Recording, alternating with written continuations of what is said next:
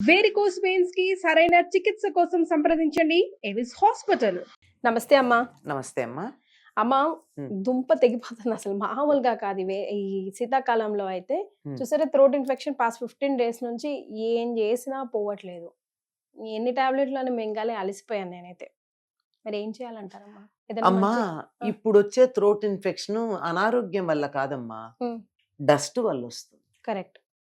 Dust కన్నా కూడా నేను ఈ మధ్య తెలుసుకున్నది ఏమిటంటే ఉమ్, సిమెంట్ వల్ల వస్తుంది.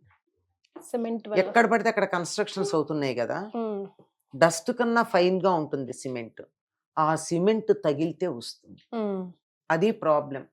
అందువల్ల థ్రోట్ ఇన్ఫెక్షన్ వస్తే జలుబు లేదు కదా అని ఊరుకోకండి, హాయిగా మాస్క్ పెట్టుకోండి, గొంతు సగం తగ్గుతుంది. మరి మొదటిది, ఉమ్, నేను మా ఇంట్లో మాస్క్ పెట్టుకుంటున్నా, బయటకు వస్తే తీసేస్తున్నా, పక్కన కన్స్ట్రక్షన్ అవుతోంది. ఓ ఓకే, సో అది మీకు ఎఫెక్ట్ అయింది.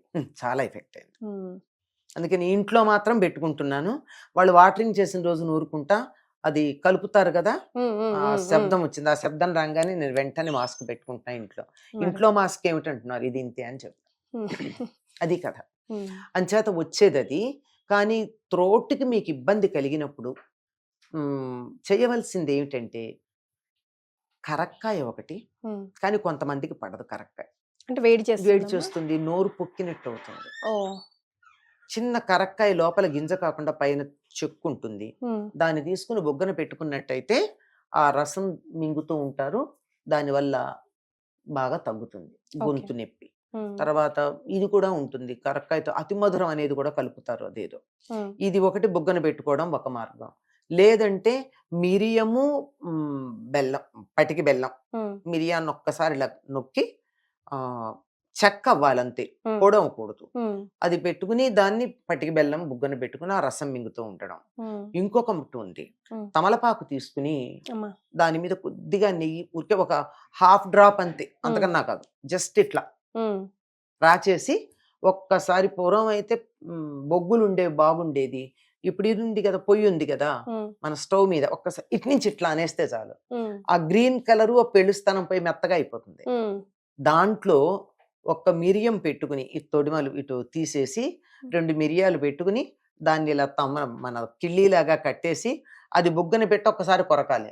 ఓకే. కొరికితే ఏమవుతుంది, ఆ మిరియం మాత్రమే విరగాలి, అంటుంది. ఉమ్, విరిగేటట్టుగా కొరికి బుగ్గన పెట్టుకుని వచ్చిన రసం మింగుతూ ఉంటే గొంతు నొప్పి తగ్గుతుంది. ఓకే. గొంతు నొప్పి తగ్గుతుంది.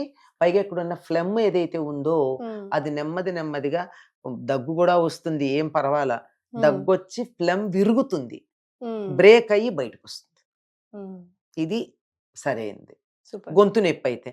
జలుబు అంటారా, మనకి తెలిసి ఎప్పుడు ఆవిరి పడతాం, పసుపేసి ఆవిరి పట్టచ్చు, ఒట్టి వేడి నీళ్ళు ఆవిరి పట్టచ్చు, ఉమ్, వేడి నీళ్ళలో పసుపేసి పట్టచ్చు, లేకపోతే యూకలిప్టస్ ఆయిల్ వేసి పట్టచ్చు. అదంతా ఎక్కడ దొరుకుతుందంటే ఆ గ్రీన్ యూకలిప్టస్ ఆయిల్ వేసిన క్యాప్సూల్స్ దొరుకుతున్నాయి. ఉమ్, జాగ్రత్త, అది వాడేటప్పుడు కట్ చేసి లోపల లిక్విడే పడాలి, ప్లాస్టిక్ పడకుండా చూసుకోవాలి. అది. వేడి నీళ్ళల్లో ప్లాస్టిక్ కూడా వేసేస్తారు, అది అవును. మరి ప్లాస్టిక్ ప్రమాదం కదా. ఎస్. దాంతో ఆవిరి పట్టాలి. ఆవిరి పట్టే ప్రాబ్లం ఏంటంటే ఆవిరి పట్టిన తర్వాత మనం బయటికి ఎక్స్పోజ్ కాకూడదు. అట్లీస్ట్ ఒక హాఫ్ అన్ అవర్ అన్న. హాఫ్ అన్ అవర్ అయినా ముసిగేసి కూర్చోవలసిందే. చెమట్లు పడతాయి, మహాభయంకరంగా ఉంటుంది. కానీ దాన్ని భరిస్తే మాత్రం, అసలు ఎక్కువ ఫ్లెమ్ గనక ఉన్నట్టయితే ఆవిరి పడుతున్నప్పుడే నీళ్లలో పడిపోతూ ఉంటుంది, దగ్గొచ్చేసి చాలా క్లియర్ అవుతుంది. ఇలాంటివన్నీ మందులు వేసుకోకుండా ఉపశమనానికి పనికొచ్చేవి. If it is a sickness, allergic అయితే ఇదంతా పోతుంది. కానీ లోపల ఏదన్నా ఇన్ఫెక్షన్ లాంటిది ఉంటే మాత్రం మందులు వేసుకోవాలి. తప్పనిసరిగా నేను అందరికీ, మిత్రులకి, వాళ్ళకి అందరికీ సూచన చేస్తోంది ఏమిటంటే, ప్రస్తుతం ఉన్న వాతావరణానికి తిప్పతీగ ఆకులు తెచ్చుకుని పెట్టుకుని 3 రోజుల పాటు తప్పనిసరిగా కషాయం తాగండి పరగడుపున అని చెప్తుంది. ఓకే.